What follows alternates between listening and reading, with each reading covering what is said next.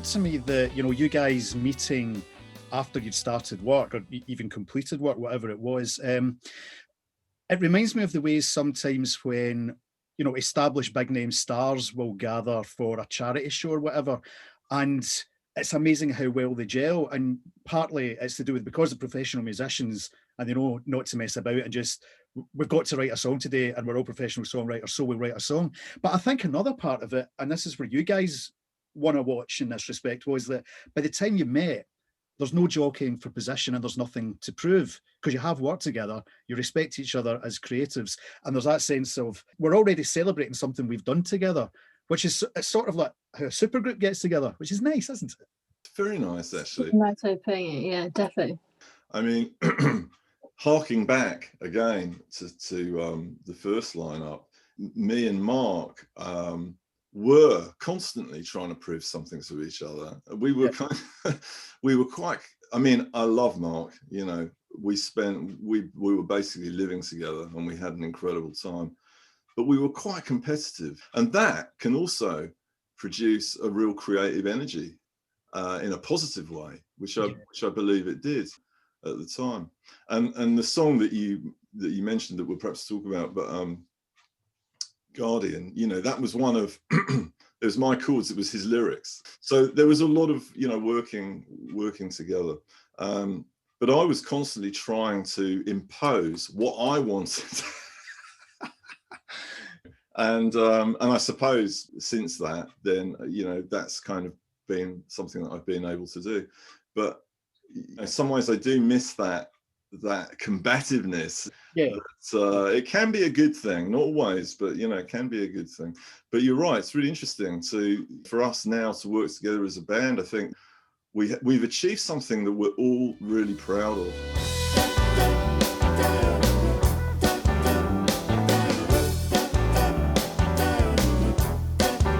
Was there a specific moment where you actually just thought, this is it, I'm actually going to get it, what I always imagined this time? Yeah. What happened, I think it was in January, Jess came up and did some vocals on Cheyenne. So Cheyenne's a track that I've always wanted to revisit. Yeah. Because I love the track. And funnily enough, I did actually listen to the Silent Dance version this morning. Cool. and but I'm so glad we re-recorded it. I really, although there are plenty of people, and I totally understand it, who will not agree with that, because you form a relationship with a particular lineup or a particular version of a piece of music. Totally, yeah. I'm the same. I don't want to hear a new version of Awaken by Yes or whatever it is, and I don't want to hear anyone else singing it, however good it is. But anyway. So Jess came up and put some vocals down on Cheyenne, which was kind of putting out feelers, really, trying it, because I already had a lot of faith in Jess, because we've been working together in another musical unit for a few years. Yeah. And I've been aware of her singing and songwriting for a long, long time.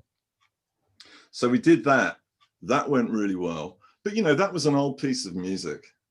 So then the second time we got together, I think it was the second time anyway, but before. Yeah, February, wasn't it? Yeah.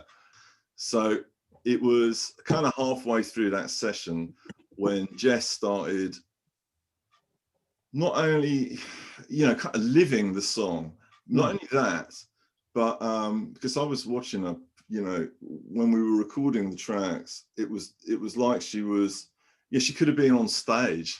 It was like a complete abandon, just totally immersing herself in the song. But not only that, putting our own stamp on it and suggesting ideas that worked really incredibly well and made it much better. Yeah. That was the point when I thought, boom, this is it. We got it. We've got to do an album now.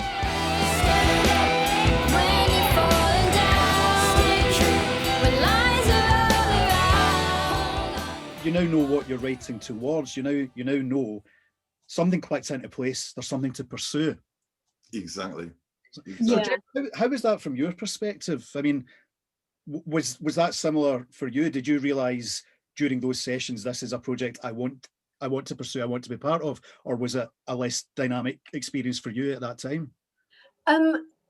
I think the biggest thing that scared me was the fact that I've never been in a prog band before. And I think my knowledge of prog before joining Solstice was complicated rhythms, like counting, knowing when we're going to change. And it wasn't until I started listening to what Solstice created, where it's not about being complicated and showing off. It was about a groove, a feeling, a mood that you kind of get lost in for 7, 8 minutes, 13 minutes, or whatever. So when I made the connection of the stuff that Andy writes was more of a folk prog thing, and a feeling, there was then this comfort that I knew. And the counts of 5, the counts of 7 have never scared me, because I had like a bit of a jazz background, classical background, so I could feel it. But it was also just kind of the sense of, it's so beautiful, what can I add to it? Yeah. This kind of these lush guitar chords. You were drawn in, wanted to exactly. be part of it. And all the way through this recording process, it was this, I'll just send him ideas and he'll come back to me with feedback, comments and stuff. Mostly wow. But sometimes it was when I started noticing that Andy got comfortable with where he knew my voice was pitched and most powerful. Yep. And where I could be soft. And then the songwriting became more of, I'm putting it in this key because of where your voice sits. Yeah. And you can tell, I think it is a new day, the way that my voice is soft in the beginning part, and then I'm able to belt and just sing my absolute heart out for the rest of that other half where everyone goes, it just takes off. Yeah. That's Andy. Just knowing from 6 tracks into recording this album, going, this is where we need to be, this is where we're going to take it. Coming back to a point I argue all the time, people will say, you work for Prog magazine, what is prog anyway? And I always think it's an attitude, it's a state of mind. You can do prog in 4/4 or 3/4 or 5/4 or 7/4 or anything. You can do it on any instrument, and it's more an attitude. And the attitude is something about taking an idea and exploring it from obscure directions for the experience of doing it, not because we've got to write a song, we've got to have an album, we've got to have a hit single. This is a nice wee phrase. What happens if you reverse it? What happens if you look at it from up here? And it's fun and it's indulgent, but that's just art to me, isn't it? It's great. Yeah, it's operating without constraints, really, the constraints of mainstream music, and I'm at the point now where, Jess mentioned, sort of groove and so on earlier on, which is personally what I love. I love to hear something grooving. And hopefully even the odd time signatures on Sheer still groove. They don't feel necessarily that they're in odd time signatures.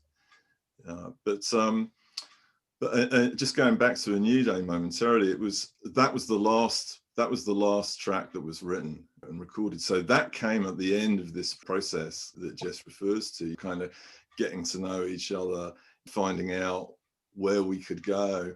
And if a lot of people consider that the track that resonates with them most, then there's some explanation for that, I think that's wonderful. There are so many of the greatest songs in a band's catalogue that when they're interviewed about it, it was a case of, guys, we need one more song for the album.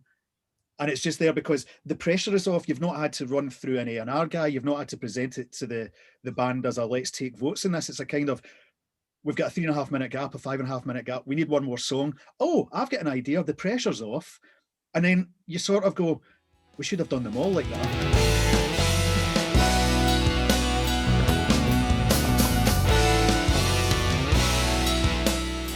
So does that lead on, can I ask, does that lead on to the next album then? Does A New Day sort of point towards the material that follows it without going too much into it, of course? Yeah, no. Okay. I don't know, because good question. Yeah. Bad answer. Yeah. I've got 3 or 4 kind of things drafted out. I don't really approach an idea I try not to approach an idea whilst being informed, that's informed by something that went before it. Yeah. And I'm trying to sort of throw off the shackles of prog and that whole thing about expectation, which is quite daunting at the moment, particularly because Shia has come out and proved to be very popular, and we're really happy with it. I'm sort of plagued with self-doubt about whether Shia too, and you don't. Yeah. Can we do that again? But I think I have to take a leaf out of Stephen Wilson's book on this one and not feel constrained by what's gone before. So there's no point in getting hung up about trying to recreate something or trying to make something that's as good. You've just got to follow your heart, haven't you? And follow those ideas as they develop. It's an incredibly difficult thing to do, of course, because the sad fact is a product has to turn a profit. There's got to be an element whereby somebody has to pay for these things, and there's always that everything is a compromise. And I think that the greatest pursuit is to try and keep the compromise out of the art. You can compromise everything else. We'll change the logo if the market research says we'll sell 10% more albums because they prefer the new logo. Yeah, that's fine. But don't change what's inside. I mean, an attitude. Look, if it's not honest, people see through it, man. I think so. And when you've got that when it's working like that, the compromise is away from the art. The compromise is off stage and out of the studio. And that's the ideal. Yeah. So, I mean, I think as well, though, because my question was so good, it sounds a little bit as if, okay, the new material you're writing isn't like New Day 2 and it's not Shia 2, but the experience of a new day is going to be in the new material, that sense of freedom, that the confidence to explore the ideas without looking behind your shoulder. That's the thing that came out of Shia for me, was sort of a newfound confidence, which I don't think has ever been there actually before, if I'm honest.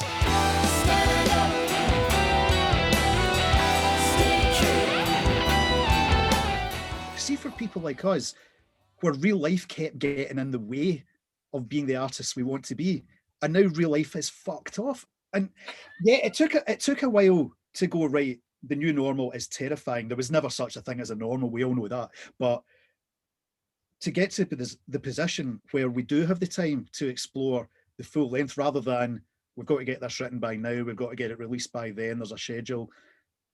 This is just brilliant for people like us. And now everyone seems to have got it. And while the industry is going to struggle because industries subsist on not taking risks, but artists subsist on taking risks, and the world is more of a risk just now in a creative way than it's ever been. It comes back to why we have art in the first place, to celebrate the movement of life, and we're getting to do that by having had the movement of life taken away from us.